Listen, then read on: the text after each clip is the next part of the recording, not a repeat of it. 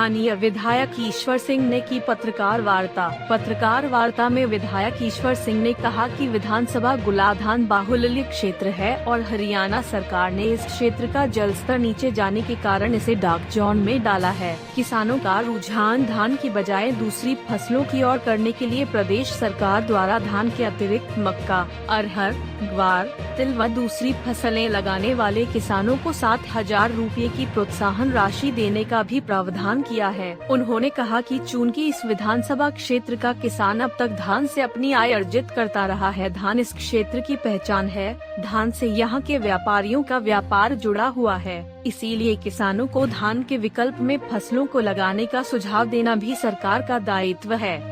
हरियाणा सरकार से उनका अनुरोध है कि वह इस विधानसभा क्षेत्र के कृषक वर्ग को धान की फसल से पूरी तरह विमुख न करते हुए उन्हें 3 महीने में धान की फसल की किस्म को लगाने की राहत प्रदान करें। विधायक ईश्वर सिंह ने एक और सुझाव देते हुए सरकार से अनुरोध किया है कि यदि इस क्षेत्र के किसानों को धान का एक अच्छा विकल्प प्रदान करना है तो यहाँ एक शुगर मिल की स्थापना की जाए ताकि किसान धान की बजाय गन्ने की खेती की तरफ बढ़े और गन्ने की फसल को स्थानीय चीनी मिल में पिराई के लिए देकर अच्छा मुनाफा कमा सके। इंडिया नेटवर्क टीवी न्यूज के लिए गुलाचीका से संभालू जिंदल की रिपोर्ट। देखिए, हमने पहले भी हमारे गुले की जनता से, सीवन के लोगों से इस बारे में जो है ना विचार विमर्श किया था और आज मैं फिर पुनः उसी बात को दोहरा रहा हूँ कि जैसे हरियाणा सरकार ने कहा कि आपके दोनों ब्लॉक सीवन और गुला पहले तो ये डार्क जोन है और दूसरा नंबर ये है कि ये 40 मीटर इसका भू जल स्तर नीचे गिर गया। इस वजह से यहाँ पंचायतों की ज़मीन की विशेष करके जो बोली है उस बोली में ये दिशा निर्देश दिए गए हैं कि आपने जीरी की बजाय मक्का या अरहर, तिलहन के कोई भी जो है ना या दालों का फसल करनी है इसके अंदर, तो ये चीज़ के लिए दर्शाए गए। अब नवी बात ये सामने आई है कि आज 12 तारीख तक, 4 तारीख से शुरू हो रही है बोली सीवन की और आज 12 तारीख तक 31 गांव के जो है बोलियाँ हुई है और 31 गांव के अंदर से कोई भी बोलीदाता नहीं आया। वो इसलिए नहीं आया कि जब ये उनको दिशा निर्देश दिए जाते हैं, बोली शर्त पे होगी कि आपने यहाँ जीरी की बजाय मक्की या जो है ना अन्य फसल लगानी है, तो वो मना कर गए हैं। ये बड़ा गंभीर विषय है, खास करके कि एक ब्लॉक के अंदर कोई भी आदमी बोलीदाता ना बोली दे। नंबर 2, इसी तरह से हमारा गोला हल्का है। गोला हल्के के अंदर, गोला के अंदर तो पट्टेदार की तादाद ज़्यादा है। 10 गाँव की बोली हुई आज तक। 10 गाँव में बोली भी पट्टेदार जो थे वो 5% बढ़ा करके उनको पट्टे दिए जा रहे हैं। पट्टेदार ही जो है ना पट्टे पर जमीन लेने के लिए तैयार है। खुली बोली के लिए गोला में भी जमीन लेने के लिए कोई तैयार नहीं है ब्लॉक का। ये बड़ा गंभीर विषय है। मैं ये कहना चाहता हूँ कि हरियाणा सरकार से मेरी पुनः फिर निवेदन ये है कि हम ये भौगोलिक स्थिति को देखें, गांव की भी और उसके अलावा उस एरिया की भी। इस अनाउंस करने से पहले उसकी बैकग्राउंड देखें कि इस गांव की, इस एरिया की दशा कैसी है।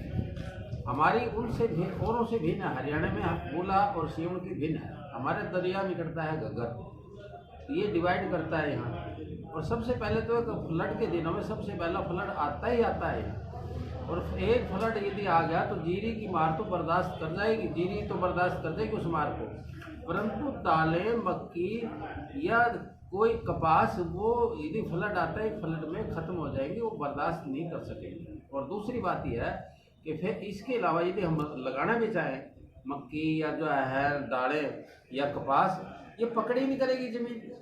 इस ज़मीन के अंदर ये ज़मीन जो है ना कटर ज़मीन है और दूसरी हमारी जो है ना कलर की ज़मीन है, इस क्योंकि फ्लड की वजह से हो गया।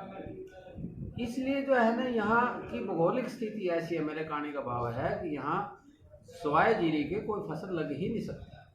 मैंने आपसे पहले भी कहा था कि हमारी दूसरी स्थिति ये भी है कि भाई हमारे यहाँ सेलर बहुत हैं, सबसे ज़्यादा हरियाणा के अंदर है। यदि हम जीरी लगाकर जीरी लाना बंद भी कर दें यहाँ से, चाहे वो आम जो है ना बोली है, चाहे पंचायतों की, यदि हम बंद भी कर दें तो वो जितने व्यापारी लोगों के सेलर हैं उनका क्या होगा? फिर उनके कारोबार बंद हो जाएंगे और हजारों मरीज, उनके हजारों जो है ना ये नौकर, हजारों लेबर उसके साथ जुड़ी है, फिर वो सारी की सारी बेकार हो जाएगी, बेरोजगार हो जाएगी।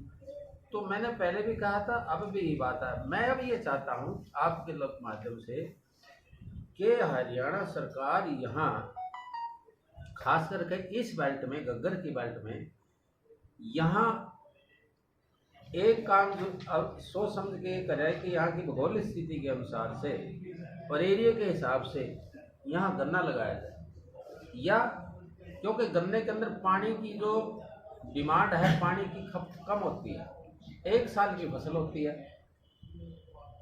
या फिर यदि जीरी की बात है तो जीरी 100 दिन के अंदर जीरी वो लगाई जाए जो 100 दिन के अंदर पक जाती है, पानी बहुत कम लेती है। इस एरिया की पोजीशन ये है। अब हमारे गन्ने की जो पोजीशन है, कैथल जो जिला है, ये कहते हैं साथ लगता है शुगर मिल है, कैथल के अंदर पुरानी मशीनरी है, ये 5-5 दिन तक लाइनें लगी रहती है। गन्ने की उतरवाई, गन्ने की ढुलाई वहाँ नहीं होती। और हमारी बेल्ट में यदि एक शुगर मिल सरकार लगा देती है, उस शुगर मिल से गन्ना लोग पैदा करना शुरू हो जाएंगे। उसी शुगर मिल से हमारे को जीरी की जो फिर जीरी की शायद जो है ना लोग इंटरेस्ट लेके वो कम करें, वरना जीरी का ये ज़मीन है, जीरी का ये बेल्ट है, हमारी पहचान ही जीरी है इस एरिए की। मैंने आपके बात ये है कि हमारी पहचान ही जीरी है इस बेल्ट की। तो ये समस्या है कि यहाँ शुगर मिल लगे, गन्ना लोगों को बोया दिया जाए और लोगों को सब्सिडी दी जाए, बल्कि गन्ने के ऊपर भी, ताकि वो खुल करके खेती करें हम। ये मेरी सबसे जो है ना बड़ी बात है। शुगर मिल लगने के बाद पानी भी जो है ना ऊपर आ जाएगा और वो मसला भी हल हो जाएगा पानी की जो बचती है। सरकार का ध्येय है पानी का लेवल ऊपर ले आ जाए, उसके सिवाय कोई चारा नहीं दूसरा। इसलिए जो है ना गन्ने की दूध पड़ेगी, यहाँ शुगर मिल जब लगेगा तो किसान जो आप कह रहे हो, किसान को सबसे ज़्यादा फायदा होगा। गन्ने की पैदावार के अंदर 1 साल की खेती होती है, यदि यहाँ शुगर मिल लगता है तो सारे लोग गन्ना